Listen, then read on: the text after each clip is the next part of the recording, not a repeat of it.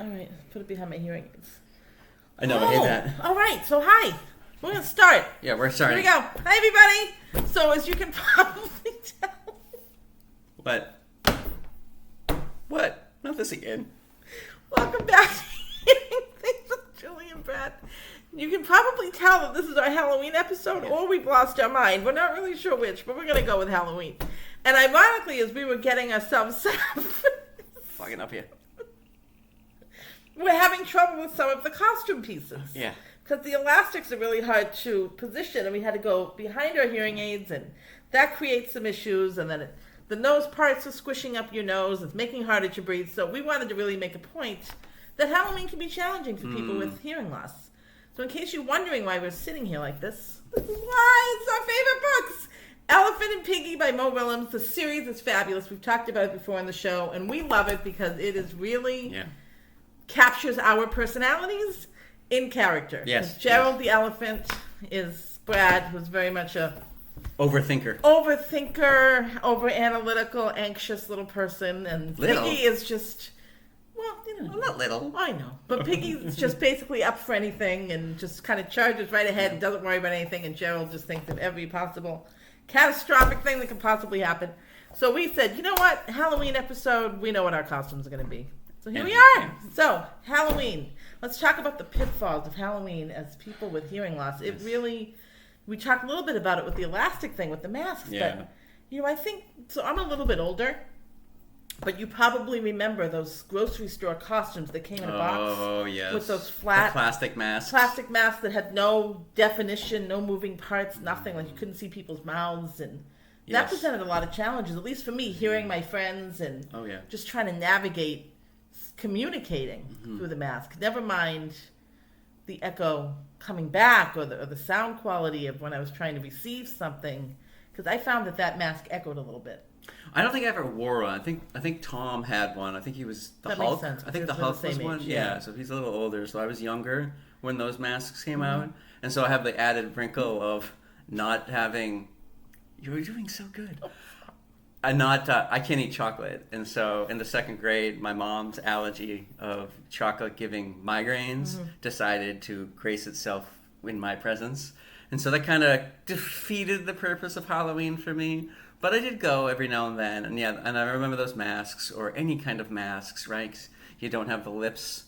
You don't have the lips to read, lips, right. And that's always hard because instinctively, as someone with hearing loss, you just immediately look to the lips. And if you have a mask, you just can't read those lips, obviously. And then they muffle, like you were saying earlier. It muffled the sound quite a bit. I remember that being really stressful for me. And then, you know, just even the whole process of trick-or-treating. I mean, I was a pretty outgoing kid. That even the process of having to go up to the door, you do the trick-or-treat, and it's a transaction, so you know you're going to get candy. But then you're meeting someone who you don't know, who doesn't know you, and they decide to ask you a question about your costume. Oh. And that's like super stressful as a kid anyway, but then it's like, oh God, did I hear what they said? Am I going to understand this? That added a whole other layer of anxiety for me on top of it. Sure. Halloween activities, like Halloween parties. Oh. A lot of them were water-based. Yeah. Like I remember like the bobbing for apples thing. That was popular back then. Yeah. You're putting your head in a bucket of water, which for us is really not great. What do we always say? Water is the enemy. It is the enemy. That was something else that I thought about. What other things pop up for you in terms of Halloween with like complications or things to think about? So nighttime, right? So like I know that now I think that most trick-or-treating is done before sunset, but like when I was trick-or-treating those few years, it was dark, and so even with those, remember those glow sticks used to break? Oh, yeah. And, so we have the glow sticks, or parents would be behind with flashlights, but I rely on my vision so much. It's always uncomfortable to be out in the dark, and you have kids around. There's always the horror stories of like the two youths, the teens or whatnot, coming up and like egging somebody or stealing your candy, and so like not being able to see clearly definitely stressful. It was an added layer of stress for sure. And then I think about like all the spooky activities that happen around this time of year. I hate haunted houses. I hate them. Because for us, we are startled on a daily basis. I don't need to go somewhere that's pre-planned to be startled by anybody. So anything like that, like those little the corn mazes, haunted houses, any place where there's going to be an element of surprise or people behind you or startling, really not a whole boatload of fun for those of us with a hearing loss. It's all about surprise, right? It's all, that was problematic too. The obscuring of senses, right? Like you can't see anything, or things are obscured and stuff like that. So we're like she said, we're startled enough as it is. Yeah, we are. So like having like an outing or activity that's explicitly designed to startle people, we're at a loss. We celebrate all year. There you go. That's fine. So I don't know anything else about Halloween. Those are the big ones for me. What about growing up? Did it change for you growing up? Because like after I stopped trick or treating really young because I would come home with a bag of candy and then have to give everything to my sister. My brother was out of the house by then, and I would end up with like Smarties and Twizzlers. Oh, because of the chocolate thing. Yeah, the chocolate. So like I never really after I want to say like 5th grade, I never even went to parties or anything. Halloween was just kind of a sore spot for me because I couldn't eat the majority of the candy and. My mom and Tom was good. They would always buy me the bag of Twizzlers or something like that. But it was like pity, you know? I mean, and I know it was out of love too, but it was also like kind of like a consolation prize because I couldn't eat chocolate. And so not being able to eat chocolate and then having all those stressors we were just talking about. Sure. I grew up not caring about Halloween. So I guess I'll ask you, Julie, like what about like college parties? Oh yeah, I would definitely be at a college party having fun, that kind of stuff. It didn't really impact me that way. I'm also an elementary school teacher, so my whole career has been Halloween at school with kids. Oh, right. So I find that since I've been teaching for so long, by the time Halloween is over, if it falls on a weekday, I've had enough of Halloween. I'm done. 3 o'clock comes, we're done, we've done our thing. So at night, like when the neighborhood kids come, I'll come up for a minute, the kids that I know, and see their costumes. But otherwise, I put Mark in charge because it's just too much. And then the flip stress for me, if I answer the door, the kids want to talk to you. I can't hear them. I don't understand them. Their voices I don't necessarily know if they're not kids that live on my road.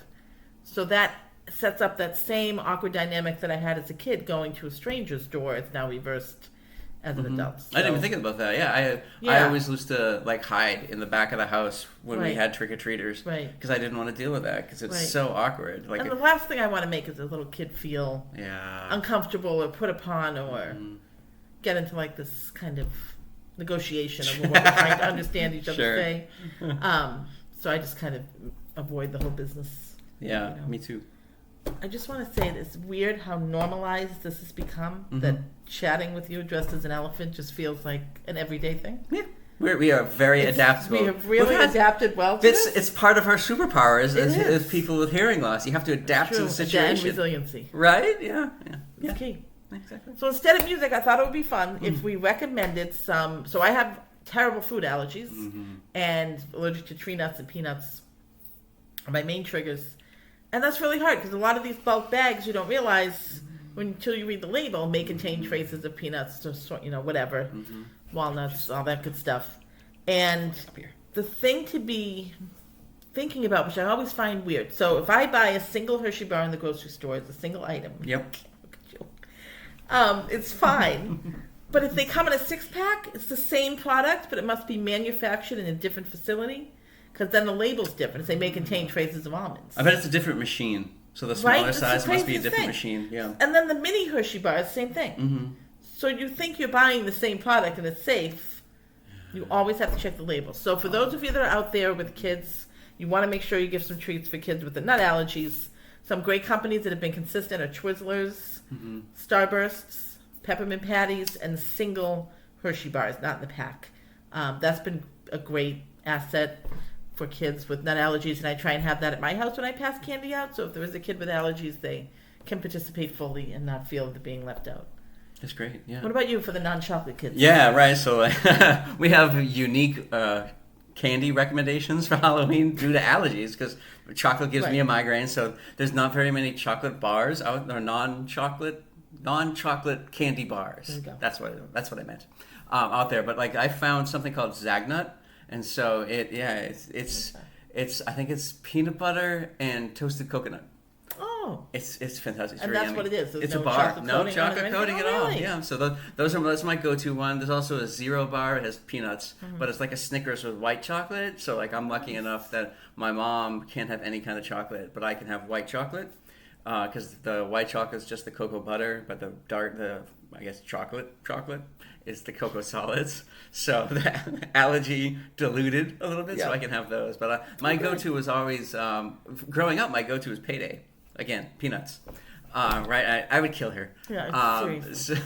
But they started making them with soy protein, and I'm allergic to soy as well. No way. So that got off the list for you too. So that's off the list now. Yeah, so I also have to read a lot of labels because soy is in everything because it's an emulsifier, and so it's just cheaper to easier mass produce with soy in it. So like I always have to read and the labels, even if it's a candy bar that I've had before. I always have to make sure. So the Zagnut so far is still good. It's a good pick for the kids. Yes.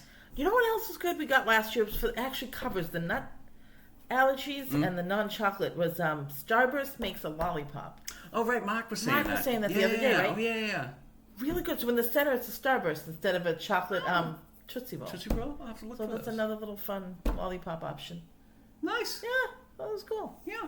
All right. Well, that's it. Happy Halloween, everybody. Enjoy, celebrate safely, and be sure, if you haven't, pick up some Elephant and Piggy and think of us.